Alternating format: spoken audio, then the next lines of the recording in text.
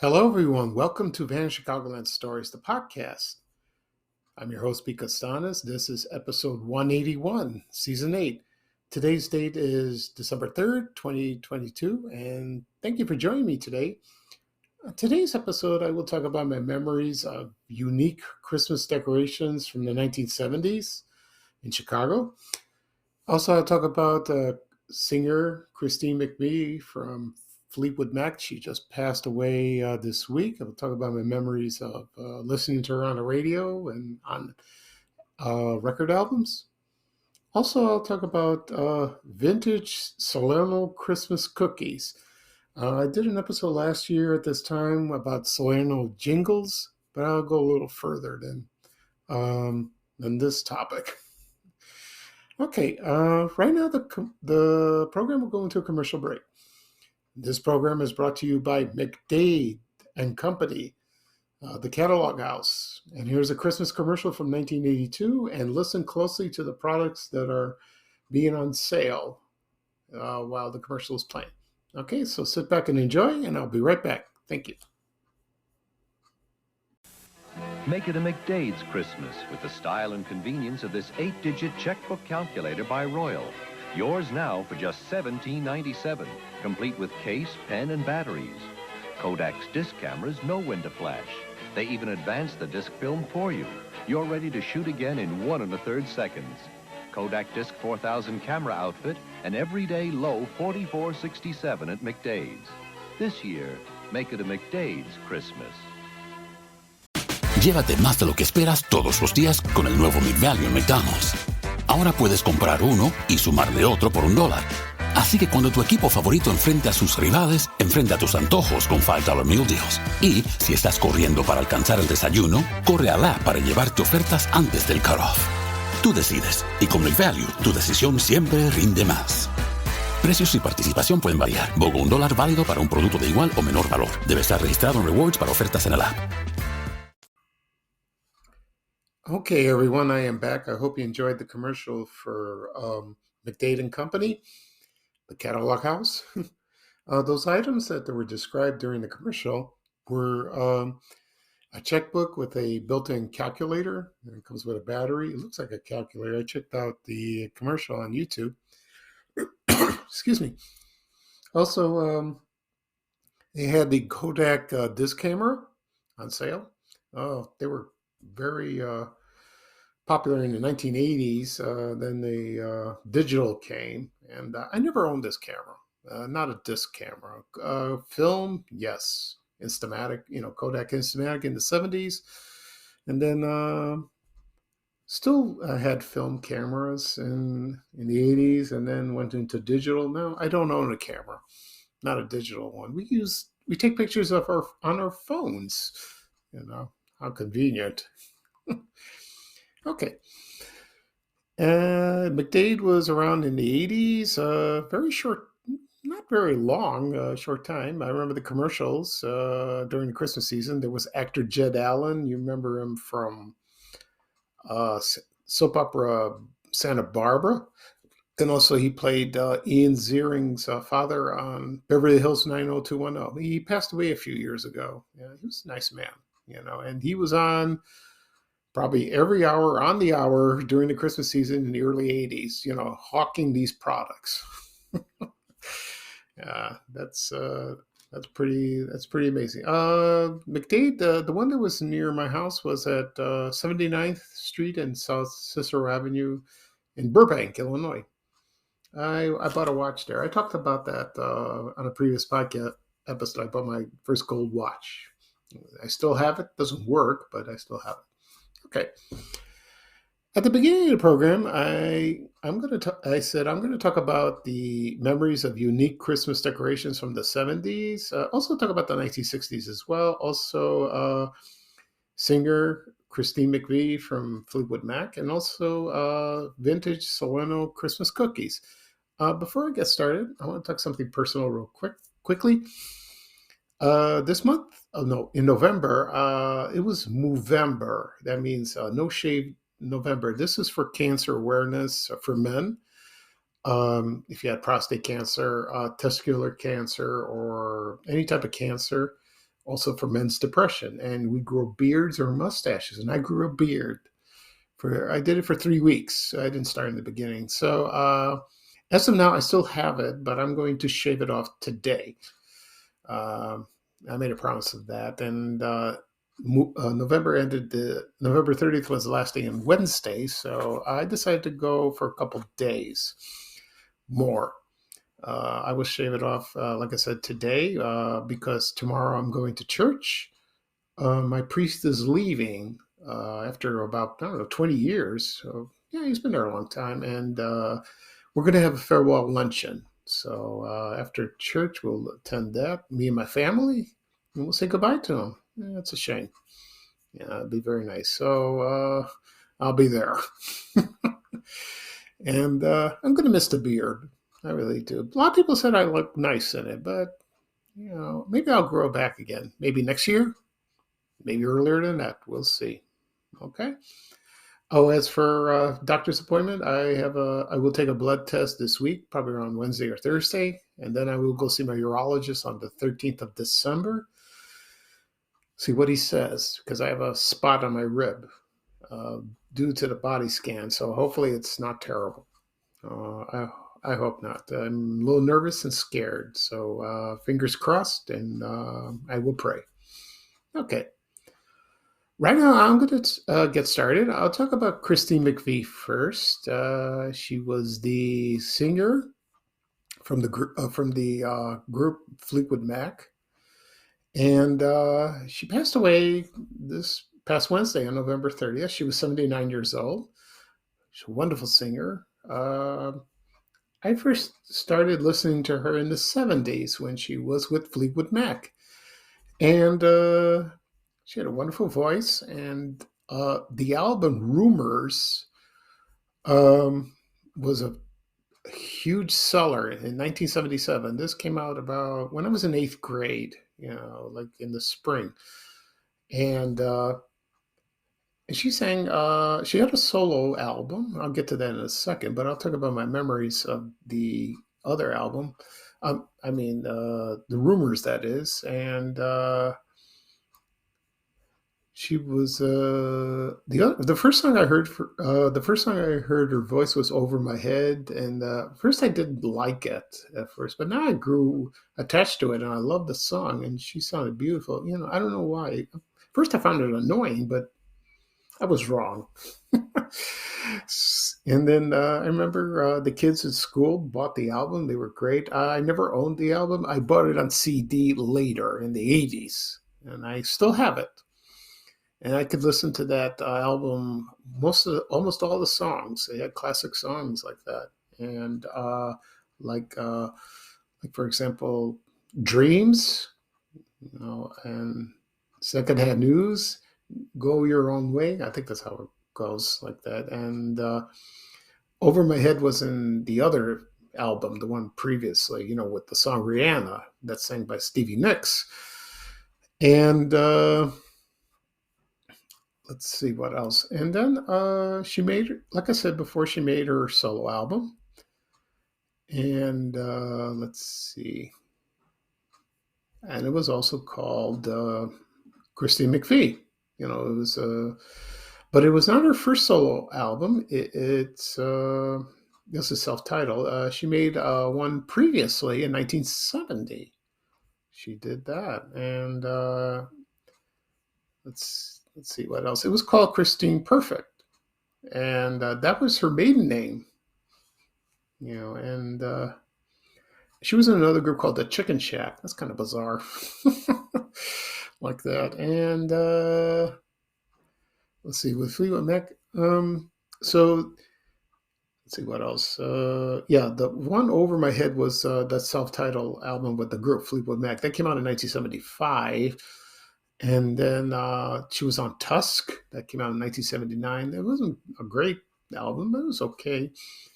Also, Mirage, and she sang that song "Hold Me." That was released in 1982. That was a cool song. Also, the last one was "Tango and the Knife," released in 1987. That was a great album. I love that, and great songs. So when she passed away, A lot of people were sad because she was wonderful. Stevie Nicks who performed in the group. She said she was my best friend. And I think she took her death very hard. And she posted a handwritten letter on social media, and I read that. It was beautiful. It really was. So it's a shame. They're a great group, but there was like battles behind the scenes, and all that. And it's like most rock groups. So, my condolences to her family. Okay. Next up, I will talk about I will talk about vintage Salerno Christmas cookies. Like I said in the beginning of the program, I talked about the Salerno jingles and the jingle cookies. A lot of people said, well, not a lot of people, but over the years on my Facebook page on Van Chicagoland, they mentioned about the jingles every Christmas. They're still made, but they're not the same in the old days. So, and that's true. So last time I had those were probably years ago. I never bought them, because I buy other kinds of cookies. But and repeatedly, people say it's not the same as before. It's the same thing with butter cookies. It's still on the market, but they're not made here. They're made elsewhere. And that's a shame. They're expensive now, like that. And let's see what else. So they made the almond crescent cookies. I don't know if they still make those. I haven't seen them. And they used to make gingerbread cookies. I remember that, and they were pretty good. I liked those. I posted an ad yesterday that I was going to talk about the vintage, the Salerno Christmas cookies. One was called Animal Frosted, I believe. I can't think of the other ones. Someone can help me with that. I'll look it up in a second while I'm talking. And, I never had those. The jingles, they remember the green and white packaging of that. It was kind of cool of that. And it was just jingles. Now it's like anise flavor. That's what it was called. Here we go. So they were called the sugar jingles. They were the jingle cookies, and also the frosted animals. I don't know, and the festive treats. I don't know what they were. I remember seeing them, but I don't remember exactly what. I'm sure people older than me would remember that. And I guess frosted animals, maybe they were like animal crackers, and shaped like animals, and they had sugar frosting on it, and also festive treats. So they sounded pretty good. Because I like Salerno made iced oatmeal. They used to make those, and it was awesome. I love those. They were great. I love oatmeal cookies. Don't like oatmeal, like in the bowl. No thanks. So, people, Christmas time, people make homemade. That's better if you make them and you have children. You ask them to join you to bake cookies together, which is a lot of fun. Or if you had a grandmother that did that as well, that's a wonderful Christmas tradition. It's kind of cool. My mother makes Greek cookies. She still does to this day. And they're awesome. They're wonderful. Because my brother is coming here from California after 3 years. I haven't seen it because of COVID, and he was sick. And now finally he's going to come in 2 weeks. I hope he comes. Oh, I hope so. Because I miss him. And when he comes, my mom's going to start baking fiercely. That's just... Yeah, she'll do that. That's how she is. We love her for that. Okay, and let's see what else. So if you're in the mood to buy these, they're called Salerno Santa's Favorites, Anna's flavor cookies. If you want to buy them, help yourself. And we'll see. I haven't been to the store yet, so I'll check out if they're on sale. I'm sure they are. They're at Jewel or Walmart or Target. I'm sure they're there. Okay. Let's see what else. Next up, I will talk about unique Christmas decorations from the 1970s. Now, the reason I'm talking about this is very unusual. I posted a photo of the color wheel that you place it in front of your aluminum Christmas tree.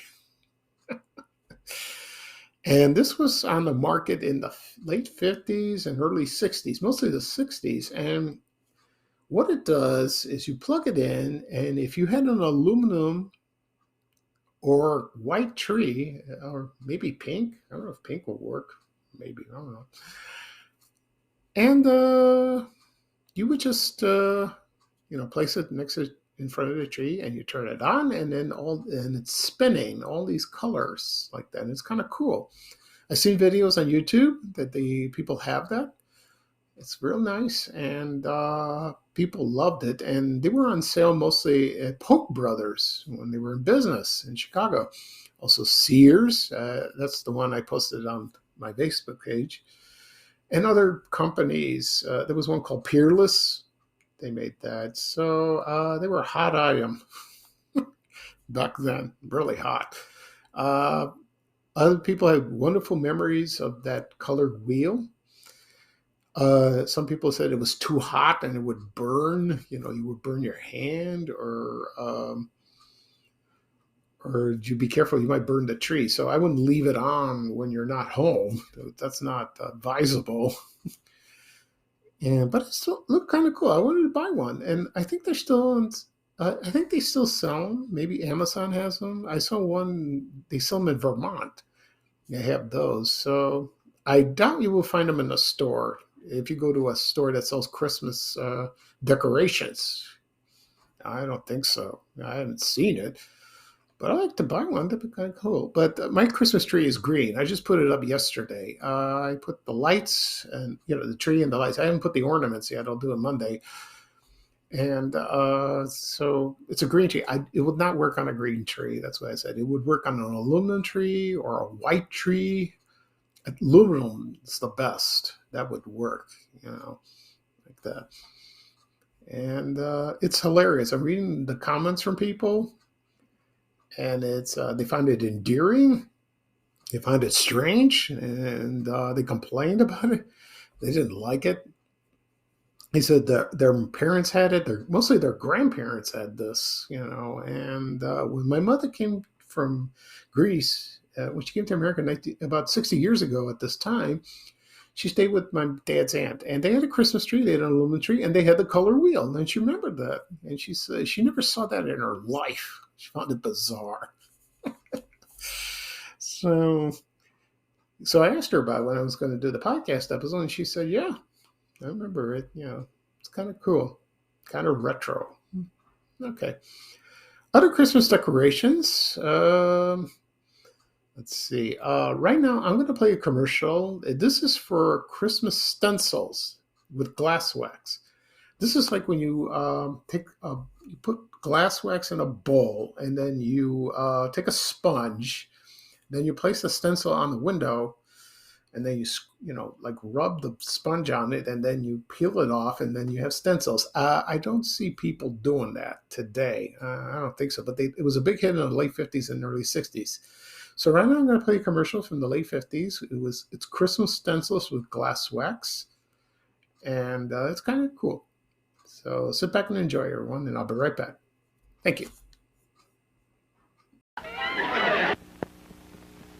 Here's a wonderful new idea for Christmas fun. Now you can turn your home into a window wonderland with the magic of glass wax and a set of these easy-to-use cut-out stencils for glass wax. Why, it's so easy a child can do it. Just pour regular glass wax into a dish, dip in a sponge, and simply dab over one of the stencil designs. Put a jolly Santa like this on your windows in a matter of seconds. Or Christmas trees, wreaths, Santa and his reindeer. All the lovely signs of Christmas that will make your home a window wonderland. All through the magic of glass wax and a set of these cut-out stencils for glass wax. Buy your set of Christmas stencils wherever you buy regular glass wax. Beautiful holiday designs to help make a window wonderland at your home this Christmas. This episode is brought to you by Indeed. When your computer breaks, you don't wait for it to magically start working again. You fix the problem. So why wait to hire the people your company desperately needs? Use Indeed's sponsored jobs to hire top talent fast. And even better, you only pay for results. There's no need to wait. Speed up your hiring with a $75 sponsored job credit at Indeed.com/podcast. Terms and conditions apply. Okay, everyone, I am back. I hope you enjoyed the commercial for Christmas stencils with glass wax. The man that is speaking in the commercial, that's George Fenneman. He was the announcer of the quiz show You Bet Your Life that started with Groucho Marx. They aired in the 50s, and then it was syndicated in the 70s called The Best of Groucho. Oh, I love that show. It's hilarious.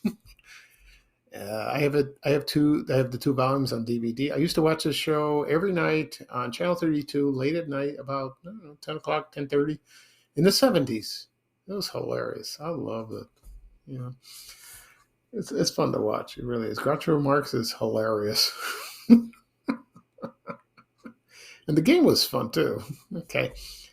So I don't see that type of decoration anymore. Not really. I don't know if they still sell it. I know glass wax is not available. They discontinued that product years ago.